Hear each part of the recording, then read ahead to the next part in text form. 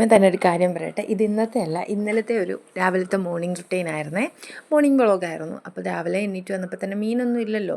ഇപ്പം എവിടെയും ചെന്നാലും മീനില്ല. ഉള്ള മീന് ഭയങ്കര വിലയും. അപ്പോൾ പിന്നെ ഞാൻ വിചാരിച്ചു എന്നാൽ ഒരു മെഴുക്കുവരട്ടി ഉണ്ടാക്കാം, പിന്നെ കൂടെ ഒരു ചമ്മന്തി ചെയ്യുന്നു.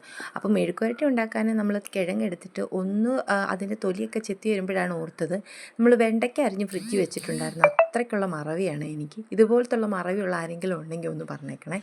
അപ്പോൾ ദാണ്ട് അതൊന്ന് മെഴുക്ക് വരട്ടാൻ വേണ്ടിയിട്ട് അത് ഒന്ന് അരിഞ്ഞ് കഴുകി പെറുക്കി എടുത്തിട്ടുണ്ട്. അതൊന്നാണ്ട് മെഴുക്ക് വരട്ടാൻ വേണ്ടിയിട്ട് ഞാൻ കുറച്ച് മഞ്ഞൾപ്പൊടിയും കൂടെ ഈ എണ്ണയ്ക്കകത്തൊന്ന് ഇടുവേ. അതിനുശേഷം ദാണ്ട് ഇതൊന്ന് വെള്ളം ഒഴിക്കാതെ വഴറ്റിയാണ് നമ്മൾ. നല്ല ടേസ്റ്റാണ് ആ ഒരു ഇതിന്. ഇഞ്ചി പച്ചമുളക് പ്രത്യേകം ഇടണം. പ്രത്യേകം പറയുന്നതെന്ന് വെച്ചാൽ ഗ്യാസ് ഉള്ളവർക്ക് അത് പറ്റത്തില്ല. പിന്നെ ദാണ്ട് നമ്മൾ ചമ്മന്തി അരയ്ക്കാൻ വേണ്ടിയിട്ടാണ് ഉള്ള സാമഗ്രികളൊക്കെ എടുക്കുന്നുണ്ടായിരുന്നു. അപ്പോൾ ദാണ്ട് തേങ്ങ തിരിങ്ങി വെച്ചിട്ടുണ്ടായിരുന്നേ.